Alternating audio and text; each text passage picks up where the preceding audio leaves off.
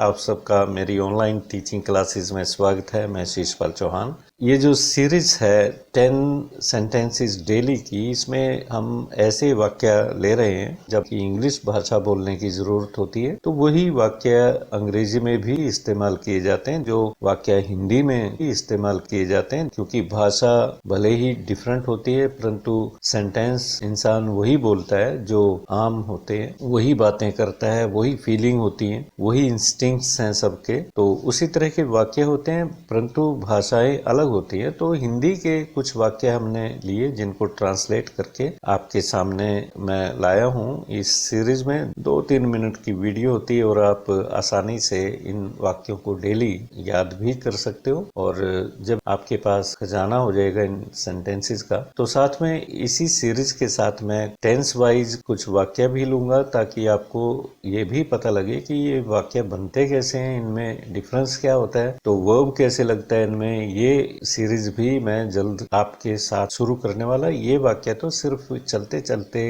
याद करने के लिए है। Let's proceed further. तो आगे बढ़ते हैं इस सीरीज में। 3rd एपिसोड है। 21वां वाक्य, मुझ पे भरोसा रखो, मुझ पे विश्वास रखो, जैसे कहते हैं ट्रस्ट मी। ट्रस्ट का मतलब विश्वास करना होता है। मैं ये नहीं बताऊंगा कि ये फर्स्ट फॉर्म शुरू में क्यों लगी, क्योंकि इस सीरीज में मैं आपको ग्रामर नहीं समझाऊंगा, सिर्फ आपको सेंटेंस लर्न करने हैं। कई बार बात करते हुए आप अपने फ्रेंड को कहते हो कि यार मुझ पे भरोसा रखिए, विश्वास रखिए, trust me friend, trust me. ये सेंटेंस काफी यूज होता है। नेक्स्ट सेंटेंस है, वह दुविधा में है। ये भी वाक्य आम भाषा में यूज होता है। तो दुविधा क्या होती है? डिलेमा। दुविधा को हम डिलेमा कहते हैं। He is in A dilemma. वह दुविधा में है, right?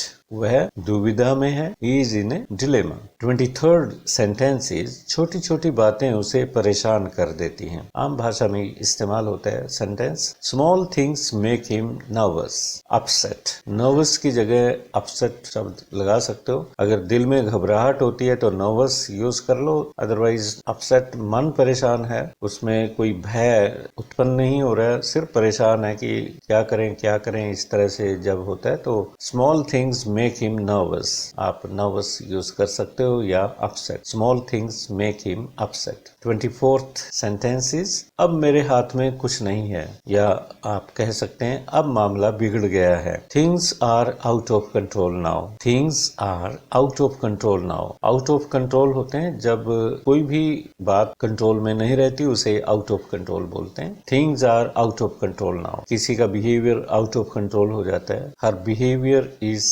Out of control, his behaviour is out of control. या कोई चीज भी आउट ऑफ, कोई एनिमल आउट ऑफ कंट्रोल हो जाता है। The bull is, the elephant is out of control, right? तो out of control, the water in the dam is out of control. तो तब यूज करते हैं जब हाथ में कुछ नहीं रहता। 25th सेंटेंस इज, ये मत सोचो कि मैंने तुम्हें माफ कर दिया है। Don't think that I have forgiven you. Don't think that I have forgiven you. 26th sentence is, नीम हकीम खतराए जान। बहुत यूज होता है सेंटेंस। A little knowledge, ये इज पढ़ा जाता है, knowledge not knowledge. A little knowledge is a dangerous thing. जिसे कम ज्ञान होता है किसी भी चीज का, जैसे कोई डॉक्टर है, झोला छाप डॉक्टर होते हैं जिनकी कोई डिग्री पढ़ाई लिखाई नहीं होती, वे डॉक्टरी करने बैठ जाएं तो उनका ज्ञान की क्या होता है? नीम हकीम खतराए जान। हकीम झोला छाप डॉक्टर जो गांव में होते हैं, आज भी होते हैं, पहले भी होते थे, तो उन लोगों के लिए यूज किया गया है जिनका ज्ञान अधूरा होता है, वो खतरा बन जाते हैं। A little knowledge is a dangerous thing. 27th sentence is, जो सुख छज्जू के चुबारे न बलख न बुखारे। ईस्ट और west, home is the best. लोकोक्ति है, प्रोवर्ब है। इसका अभिप्राय यह है कि आपका घर भले ही छोटा है या बड़ा है, तो आपको चैन अपने घर में ही आएगा। भले ही आप घूम के दुनिया में किसी कोने में चले जाओ, आपका मन उचाट रहेगा।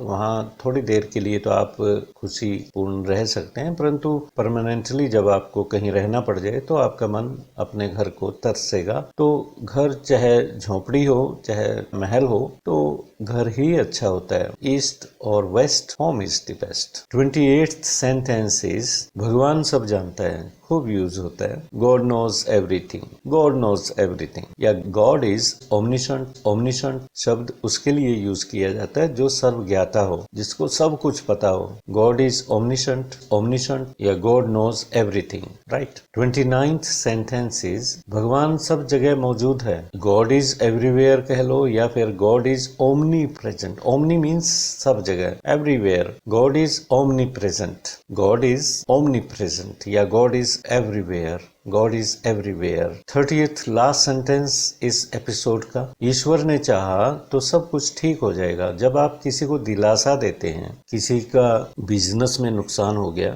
या किसी की सेहत खराब होगी, बीमार है, तो उसको आप ये कह के दिलासा देते हो कि भगवान ने चाहा तो सब कुछ सही होगा। इफ गॉड विलिंग, ये फ्रेज यूज की जाती है। If God willing everything will be right, if God willing everything will be right. तो प्यारे विद्यार्थियों, ये 10 वाक्य मैंने एपिसोड 3 में लिए। एपिसोड 4 लेके फिर आऊंगा। Till then have a nice day. Thank you.